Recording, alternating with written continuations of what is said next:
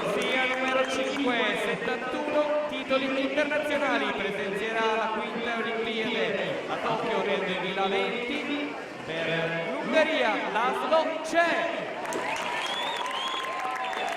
Corsia numero 6, James Renault, Stefano Martini, 7,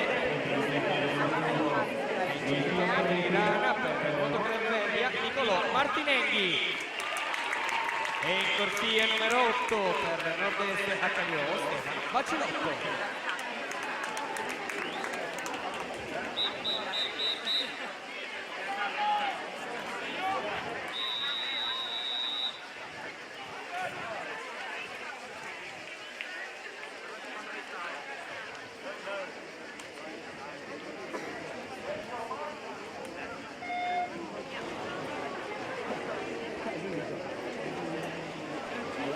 Partita, la prima serie assoluti maschi, il record del circuito nuoto Italia e dell'edizione del 2018 a Treviso, Charles Leclerc 23,74.